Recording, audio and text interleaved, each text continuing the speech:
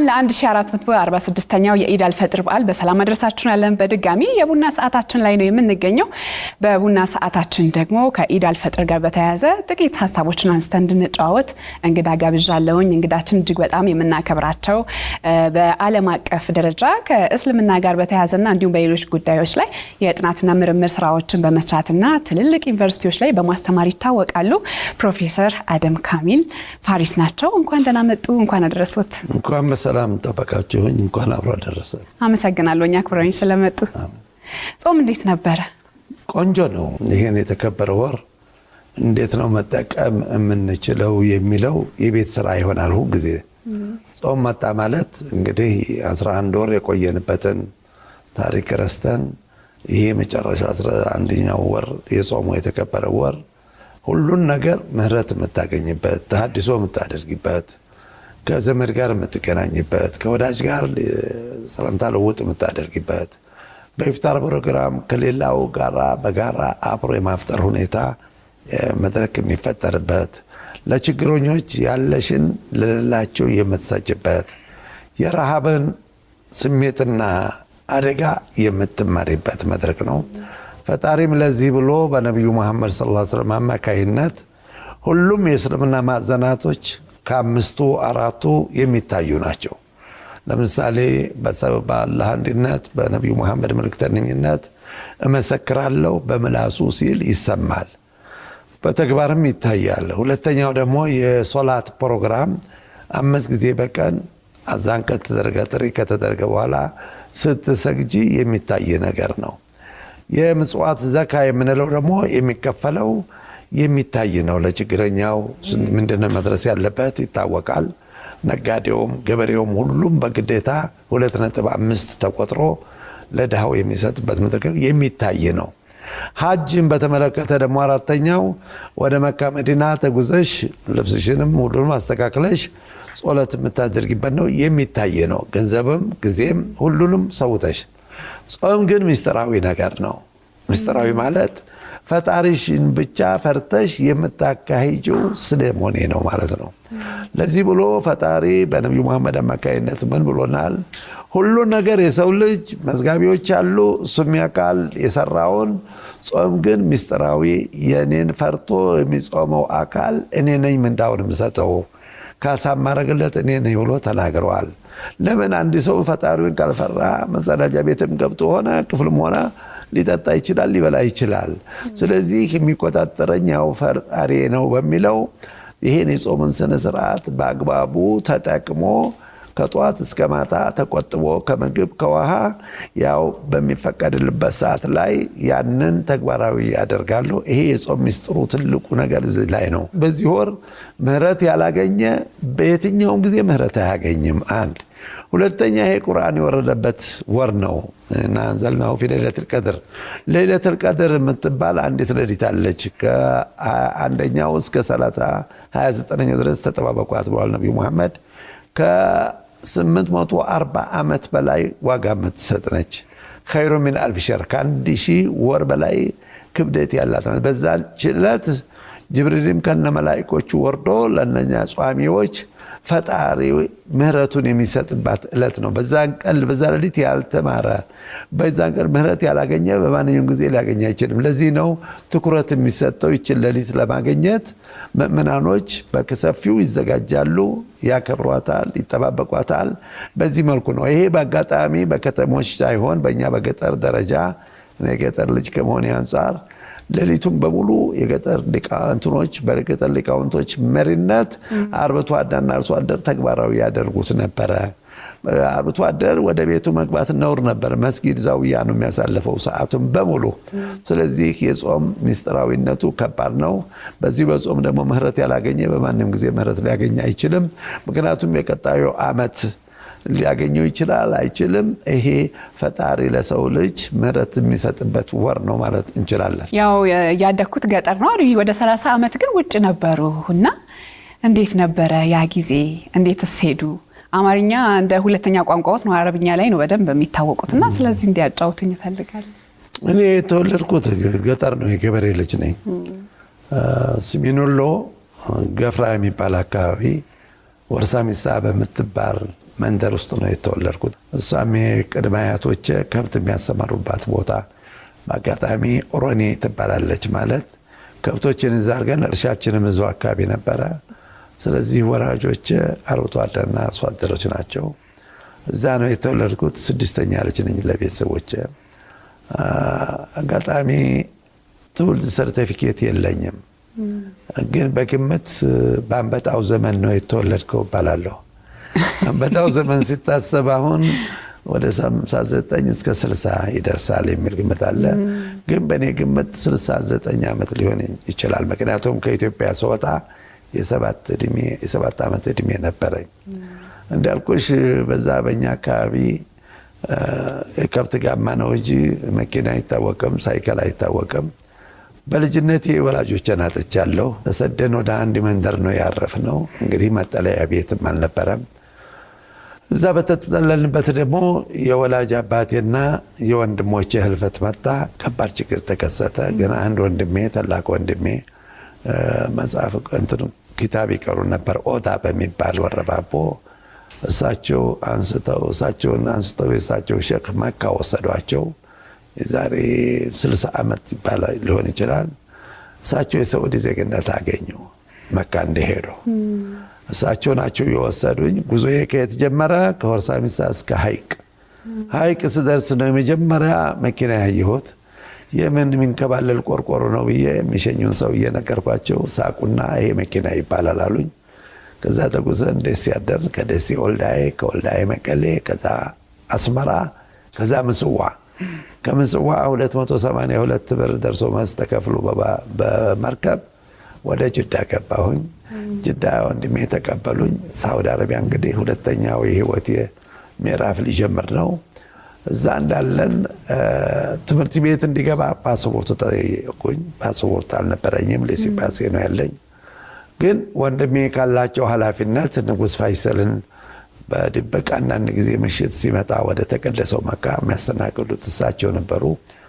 ወረቀት ጽፈው ይሄ ወላጅ አልባ የሆነ ወንድሜ ነው ላሳድገው አምጥቼው ነውና እንደው ለትምህርት ቤትም ለመኖሪያ ፈቃድም ትብብር ያርጉልኝ ብለው ጠየቁ። እሳቸው ለአጃቢዎቻቸው አስተላለፉና መኖሪያ ፈቃድም ይሰጠው ትምህርት ቤትም እንዲመዘገብ ትእዛዝ ይሰጥለት ተባለ። በዛ እስከ 12ኛ ክፍል መካ ጨረስኩ። ከዛ ቀጥዬ ደግሞ ኪንግ አብዱልአዚዝ ዩኒቨርሲቲ በፐብሊክ አድሚኒስትሬሽን እና ፖለቲካል ሳይንስ ኢኮኖሚ ተመረኩኝ። የንጉሥ ፋይሰልና የወንድሜ ጥረት ትልቅ አሻራ ነበረው። እንግዲህ እኔ ተነስቼ ጉዞዬን ጀመርኩ። ወደ ተጓዝኩኝ። ሰርቲፊኬቴን ይዤ እዚህ መጣሁ። አመዛዝኑልኝ ስላቸው ፈቃደኛ አልሆኑም። የአረበኛ ነው ቦታ የለውም አሉኝ። ተመልሼ ሄድኩ። ከዛ ማስተርሴን ፒኤችዲን ካይሮ ጀመርኩ። አልተግባባሁም አስተማሪዎች ጋር። ወደ ፓኪስታን ሄጄ ጨረስኩኝ። ከዛ ተመልሼ ደግሞ 83 መጥቼ አንድ መጽሔት መሰረትኩ፣ አፍሪካ ቀንድ የሚባል ጥናት ላይ የገባሁት ብዙ አስተማሪዎች። ስለ ጥናትና ምርምሩ እንድናነሳ ብዬ ነው። አሁን ላይ ወደ 42 አካባቢ የሚደርሱ ጥናትና ምርምር የሰሩባቸው ስራዎች አሉና ምን ላይ ያተኮሩ ናቸው? ሁሉም ትኩረት የሚሰጡት እኔ በአስተማሪዎች በተለይ አንዱ እጅግ ፌመስ ታዋቂ የነበረ አስተማሪ ነበረኝ፣ ዶክተር አብደላል አጅናል ይባላል። እና እሱ ከዕለት ዕለት እጄን ይዞ እናንተ ሀበሾች በእስልምና ያላችሁን ክብር ታሪክ አውቃችሁ ማሳወቅ ቀርቶ ስለ እናንተም የተጻፈላችሁን እንኳ አታውቁትም አለኝ።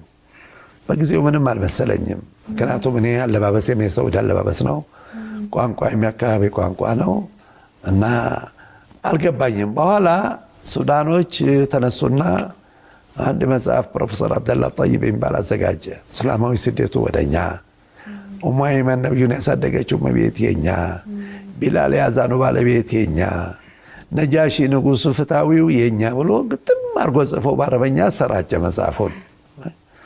ናንን ሳይ በጣም ተሰማኝ። እንደ ነብዩ ያሉት ወደ ሀበሻ ሄዱ ነው እንጂ ወደ ሱዳን ሄዱ ብለው አልተናገሩም። ምክንያቱም የእስልምና ጥሪ የገባው ከማንም ሀገር በፊት ወደ ኢትዮጵያ ነው።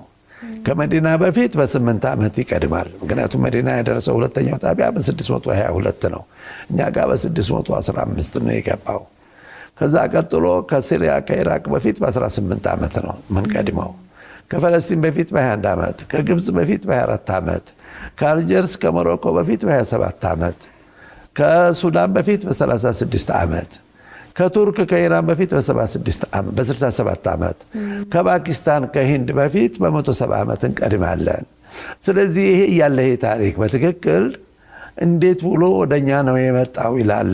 ስተት ነው አልኩና ስጠባበቅ ከዕለት ዕለት አጋጣሚ ጥሪውን በመቀበል በወንዶች ሁለተኛ ነን። ከአቡበከር ቀጥሎ ቢላል ነው።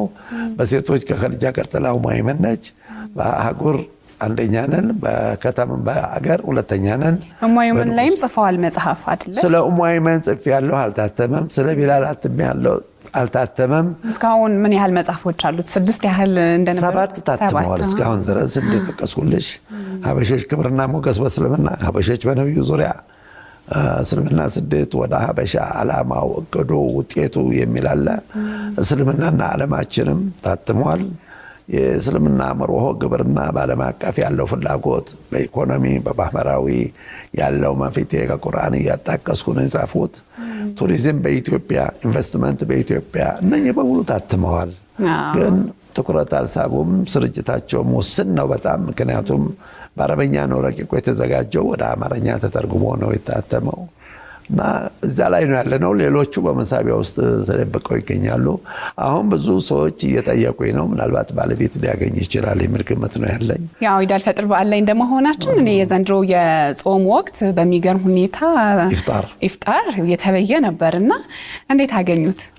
እኔ ያሳለፍኩት የመጀመሪያው ዙር 17 ቀን ሳኡዲ ነው። ከዛም ፊት ዱባይ ነበርኩ። የኢትዮጵያ ሳምንትና የአድዋ ታሪክ ሲኤንኤን ሳይቀር ሰፊ ኢንተርቪው ሰልቶልኛል። እንደ አልጀዚራ ቀደም ሲል ይሰራልኝም። ኢትዮጵያ ትላንትና ዛሬ ነገ በሚለው ነው የውጭ ፖሊሲዋን በተመለከተ እና እዚህ ስከታተል አጀማመሩ ላይ እኔም እንደ እስልምና ጉባኤ አባል ትኩረት እንዲሰጥ ትኩረት ተሰጥቶበታል። የቤት ስራ ማለት ነው። በዚህ ወር ውስጥ ነጋዴውም ግለሰቡም ይሄ በአፍጥር ፕሮግራም ላይ ሁሉም እንዲሳተፍ የሚል ነበረ። ያ በተግባር ያየሁት ነው። በየትኛውም ዓለም የመነጋገሪያ አጀንዳ ሆኗል። አጋጣሚ በኢፍጣሩ ብቻ አይደለም። ኢድ ሶላት ስንመጣ እነጋገራለን። በዓለም ኢትዮጵያ ኢድ ሶላት ሲከበር 3ኛ ሀገር ነች ከመካ መዲና በህዝብ ተሳትፎ። ይህም አንዱ አስደናቂ ታሪክ ነው እየተጻፈልኝ ያለሁት። ስለዚህ የአፍጥር ፕሮግራም በሁሉም ቤት የደረሰ በሁሉም አደባባይ የተሰረተ በሁሉም ክልሎች ተግባራዊ የሆነ መሆኑን ይሄ ምን ያሳየናል? መተዛዘን፣ መተባበር፣ ረሃብን፣ ድህነትን፣ ኋላ ቀርነትን ለመዋጋት ትልቅ ሚና አለው። ሰዎች ሊማሩበት የሚገቡበት መድረክ ሆኖ ነው ያገኘሁት። አንዱ ሊለመድ ሊቀጥል የሚገባው እንግዲህ በዚህ መሃል ነው። ሰዎች ይህንን ሲያዘጋጁ ኢፍጣሩን ምህረት ፈልገው ከጌታቸው ችግረኞችን ረድተው ተግባራዊ ለማድረግ ጥረት የሚያደርጉበት ስለሆነ ያ መለመድ አለበት። ይሄኛ የጥንት ታሪካችን ነው። በገጠር ደረጃ እንዳርብቶ አደር ተግባራዊ አሁን ግን ወደ ከተማ የመጣና በዘመናዊ መልኩ ተግባራዊ የሆነ ነው። እመኛለሁ እንዲቀጥል። በዚህ ወር ላይ የእስልምና እምነት ተከታዮች እንዲያደርጉት እምነቱም የሚመራው ራሳቸውን በራሳቸው ፈቃድ የሚያደርጉት ዘካ ወይም ደግሞ ምጽዋት የምንለው ነውና አስተምህሮቱ ላይ እንዴት ነው የሚታየው? ይሁ ማንም ጿሚ በዚህ ወር በመጨረሻው ቀን ማለት የኢድ ሶላት ከመድረሱ በፊት በ24 ሰዓት ውስጥ ለችግረኞች የሚደርስ 2.5 ኪሎ ሩዝም ይሁን ቴምርም ይሁን ስንዴም ይሁን ለድሃዎች መከፈል አለበት። አንድ ቤተሰብ አሁን ለምሳሌ እኔ 7 ቤተሰቦች አሉኝ ማለት 5 ልጆችና ባለቤቴ እኔ የቤት ሰራተኞች ሁለቱ በሁሉም ላይ ማውጣት አለብኝ 2.5 ኪሎ ገዝቼ ዶቄትም ሊሆን ይችላል። ቤቴ ውስጥ ላለው ኃላፊ ነኝ ማለት ነው። ግዴታዬ ነው። በእነሱ ስም ማውጣት ግዴታዬ ነው። ለድሃ መድረስ አለበት። ለምን ነው? ያ ምንድነው ዓላማው? አንደኛ በዚህ በኢድ ቀን የደስታ ቀን ነው። ችግረኞች ስለ ምግብ አስበው መዋል የለባቸውም። በየቤታቸው ገንፎም ይሁን ጥራጥሬም ይሁን ከልጆቻቸው ከቤተሰቦቻቸው ጋር ማግኘት አለባቸው። አጋጣሚ በህይወት ላሉት ብቻ አይደለም ማለት በነፍሰ ጡር እንኳን ሆድ ውስጥ ላለችው ታስቦ ነው የሚወጣው። ይሄ ዘካተል ፊጥር የምንለው 2 ዓላማ አለው። አንደኛ ችግረኞችን የምንረዳበት መድረክ ነው። በዛ በኢድ ቀን ተደስተው ስቀው በልተው ጠጥተው የሚያሳልፉበት መድረክ እንዲመቻች ተብሎ ነው። ሁለተኛ በዚህ በጾም ጊዜ በቃላትም ሆነ በአንዳንድ ስህተቶች ምናልባት ያጿሚው ከነም ጀምሮ ከሌላው አንዳንድ ስህተቶች ተከስተው ከሆነ በዚህ ይካካሳል ምህረቱ። ፈጣሪና እንግዲህ ፈርተን ስለሆነ የምንሰጠው እኛ የተሟላ ፋይል ነው። በዚህ በረመዳን ምህረት አግኝተን ስህተታችን ታርሞልን ለአዲስ ዓመት በዜሮ የምንጀምርበት መድረክ እንዲሆን ታስቦ ነው በፈጣሪ በኩል በነቢዩ መሐመድ ሰለላሁ ዐለይሂ ወሰለም መመሪያ መሰረት ይሄ ግዴታ ነው። ማንም ሙስሊም ጾሞ ረመዳንን ምህረት ያላገኘ በሌላው ጊዜ ምህረት አያገኝም። ስለዚህ በረመዳን ቢመታሽ እንኳ መልስ የለም። መጥፎ ቃላትም ሰጠኝ ይቅር ይበልህ ፈጣሪ እኔ አንተን መልስ አልሰጥህም በሉ ነው የሚባለው። የቁርአን ወር ነው። ቁርአንን የምንገነዘበት የምንተዋወቅበት የምህረት ወር ነው። የትብብር ወር ነው። የረመዳን ወር ዝም ብሎ መጾም ከምግብና ከውሃ መቆጠብ ብቻ አይደለም። ምላሱን ያላረመ ያልተቆጠበ ጾሙ ትክክለኛ ነው የሚለው ነገር አይሰራም ማለት ነው። ስለዚህ ፊት ለፊትሽ አርገሽ የምትሄጂ በዚህ በጾም ሰዓት ፈጣሪሽ ይከታተለኛል ያየኛል የሚለውን አብረሽ መነሻ አርገሽ ነው የምትሄጂው። ብቸኛ ተቆጣጣሪ እሱ ነው፣ ብቸኛ የሚያካክስልኝ እሱ ነው፣ ብቸኛ ምህረት የሚሰጠኝ እሱ ነው በሚለውን ወደዛ የምትቀራረብበት ሁኔታ ነው። ዳሚሉን በአቅሙ ደረጃ ያስፈጠር፣ ሀብታም የሆነ ደግሞ በአቅሙ ደረጃ ያስፈጠር፣ ለሁሉም ግን በከፈለው ደረጃ ካሳ አለው ማለት ነው። እኛ መዝጋቢዎች አሉ፣ ረቂቅና አቲድ የሚባሉት መላኮች የምትሰሪውን ስራ የምትናገሪውን ሁሉ ይመዘግባሉ። ነገ በዛኛው ዓለም መጻፍሽ እንዳለ ተሞልቶ ነው የሚመጣው። አይንሽ ይመሰክርብሻል፣ እጅሽ ይመሰክርብሻል፣ ምላስሽ ይመሰክርብሻል። ምንድነው የሚደነቃል ሰው ልጅ ምን ነው የኔው አካል ነበርክም እንዴት መቼ መዘገብከው መቼ እንትናርከው?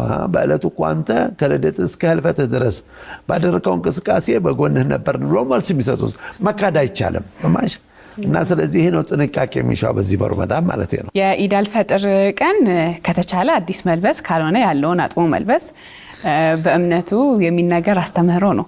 ለምንድን ነው የሚለውን ብናነሳ በዛን ቀን ደስተኛ ሆነሽ ነው የምትወጪው ወደ አደባባይ። ሴትም ወንድም ህፃናትም ትልልቅም ሁሉም ይወጣል በአደባባይ። አንድነታችን የምናሳይበት፣ ህብረታችን የምናሳይበት፣ ለፈጣሪያችን አላሁ አክበር እያል በጩኸት የምናሰማበት። ያን ጊዜ ፈጣሪም ከላይ መላእክቶቹን ይልካል። አያችሁ የኔ ባሪያዎች ይሄንን ወር ረመዳኑን አሳልፈው ዛሬ ደግሞ ምስጋናቸው ሊሰጡ ወደ አደባባይ ወጥተዋል፣ እኔ ምህረት አድርጌላቸዋለሁ ለሁሉም ብሎ ይሰጣል። ለዚህ ነው የወር አበባ እንኳን ያላት ሴት አትቀርም። በዛን ዕለት አብራ ትወጣለች። መስገዱ ይቅርጂ አብራ እዛ መድረክ ላይ አብራ ትሳተፋለች። እና የሙስሊሙን አንድነት የምናሳይበት መድረክ ነው። በዛ መሃል እንግዲህ አዲስ ልብስ ይለበሳል፣ አዲስ ይዘጋጃል። ምክንያቱም እንደ አቅሙ ደረጃ የቲሞች አሳዳጊዎች አሉ ብዙ ድርጅቶች እነኛን ወላጅ አልባ የሆኑ የቲሞችን ልብሳቸውን አዘጋጅተዋል። ሰው ደስተኛ ሆኖ በዛን ዕለት ከሌላው ጋር በኩልነት እንዲወጡ ታስቦ ነው። ስለዚህ የደስታ ቀን ስለሆነ አላሁ አክበር እያልን ምስጋናችንን ስናስተላልፍም መላእክቶችን ከላይ ሆኖ ይመሰክራሉ፣ ፈጣሪም ይመሰክራል። ምህረቴን ሰጥቻቸዋለሁ ብሎ ማስመስከር ይችላል ፈጣሪም። ያ ዕለት በጣም ወሳኝ ዕለት ነው ማለት እንችላለን። ያው ማህበራዊ ህይወታችን በዓል ሲመጣ መጠራራት፣ አብሮ መብራት፣ ደስታን አብሮ ማሳለፍ የተለመደ ነገር ነውና ኢድ ላይም እንደዚህ አይነት ነገር አለ። በምን አይነት መልኩ ነው መከበር ያለበት ይላሉ? አው ያለው ለሌለው ውስጥ የሚለው ነገር መርሆ የጎረቤትሽም እንደው ነብዩ መሐመድ ሰለላሁ ዐለይሂ ወሰለም በቃላቸው ካስቀመጡት ወላሂ ብለው ቃለ መሐላ ጎረቤቶቹ ተርቦ የሚያደርሰው እሱ ጠግቦ የሚያደርሰው አማኝ አይደለም ብለዋል። ማለት የእምነቱ ጎደሎ አለ ማለት ነው። ስለዚህ አንድ ሰው ለጎረቤት መብት ስንልኛ በእስልምና 4 ዘርፍ አለው። አንደኛ የቅርብ ጎረቤት ዘመድም ጎረቤትም ዝምድናም 3ቱም መብት ይኖረዋል። ማሽ የዝምድና መብትም አለ፣ የጉርብትና መብትም አለ፣ የእምነት መብት አለ። ሁለተኛው ደግሞ የጉርብትናና የመብት መገናኛ የሚሆን ይላል። ሶስተኛው የጉርብትና መብት የሚከበርበት በእያንዳንዱ ቤት 40 ቤቶች እስከሚደርሱ ድረስ የጎረቤት መብት መከበር አለበት ብለው ትእዛዝ ሰጥተዋል። ስለዚህ ይላሉ ብርቱካንም ሆነ ሙዝም ሆነ ሰውየው ገዝቶ ወደ ቤቱ ሲገባ ከቻለ ለጎረቤት ልጆች ማከፋፈል፣ ካልቻለ ደግሞ ደብቆ ማስገባት። ወጥ እየሰራ ሽታው ለጎረቤት የሚደርስ ከሆነ በዛ ሽታ የጎረቤት ልጆችና ችግረኞች እንዳይሰማቸው ወይ ያካፍል ወይ ይደብቅ የሚልም ትእዛዝ አለ በነብዩ መሐመድ ቃላት። ስለዚህ ያን ቀን የትብብር ቀን አብሮ የመኖር ሁኔታን ትምህርት የምንወስድበት ነው። እዚህ ላይ ስልሽ ታዲያ እምነት መለኪያ አይደለም። አዎ ሙስሊምም ክርስቲያንም እንደ ወገን እንደ አካባቢሽ ሁሉም ጋር በጋራ ተከባብረሽ የምትኖርበት። ስለዚህ እስልምና ሃይማኖት ዝም ብሎ የመጣ አይደለም። ሶላትም ስታርጂ ራሱን የቻለ ዓላማ አለው። ሐጅም ራሱን የቻለ ዓላማ አለው። ዋናው ግን በእነኚህ ደንቦች መፈጠር ደግሞ የኛ ሚና ምን ነበር የሚለው ታሪካችን እዛ ላይ እናገኘዋለን። እኛ ይሄ እስልምና ሃይማኖት በ1400 ዓመት በፊት ሲታወጅ እንደ ሀገርም እንደ ንጉስም እንደ ዜጋም ቁመን ያቋቋምነው ነው በነቢዩ ጎን ሆነን። ያን ጊዜማ መካ ውስጥ እኮ ነፍገዋቸው ነበር ነቢዩ መሐመድን። ጥሪያቸውን መቀበል መተግበር ወንጀል ነበር። በዛን ጊዜ ከራሳቸው የሚያወሩት ነቢዩ መሐመድ ካላህ ከሚጠቁማቸው ነው እንጂ ሂዶ ወደ ሀበሻ ብለው ነው ተከታዮችን ይሰደዱ። እዚህ ነው እፎይታና ሰላም ያገኙት። የእውነት ምድር ብለው ሰይመዋታል ሀበሻን። ለዚህ ነው ወደ ሀበሻ ዘመቻም እንዳታደርጉ እንዳልነኳት እነሱ ካልነኳቸው ድረስ እንዳልነኳት ብለው ኑዛዜ ማስተላልፈዋል። ይሄ ሁሉኛ ክብራችንን በደንብ አውቀን ማሳወቅ የኛ ያሁኑ 21ኛው ክፍለ ዘመን ነው። የነቢዩን ተከታዮች ከዚህ ልከን መግበናል። ራሱ መዲና በነበሩት በሰፈሩት ላይ ማዕቀብ ሲደረግባቸው ያ በቁርአን ተመስክሮንላል። ቁርአን እንግዲህ ህገ መንግስት ሆኖ የምናገኘው 30 ቃላቶች በእኛ ቋንቋ ታገኛለች በግዕዝ 23 አንቀጾች እኛን የሚያሞግስ ታገኛለች። 27 የነቢዩ ሐዲሶች ቃላቶች እኛን ያሞግሳል። 30 ልዩ አቋም አለ የነቢዩ የሰጡን። ነቢዩ ሲወለዱና ሲያርጉ ኡሙ አይመን የምንላት አሳዳጊያቸው ሀበሻዊት ነች። ሞተው ሲቀበሩም ከሰባቱ ከሸኟቸው 3ቱ ሀበሾች ናቸው። በዛ ትግል ጊዜ 82 ሀበሾች በዙሪያቸው ነበሩ። የደስታው ቀን ሲገለጥ ሀበሾች ናቸው እየጨፈሩ ከበሮ እየመቱ ያን ደስታቸውን ሲገልጹ የነበረው ተፈቅዶልናል።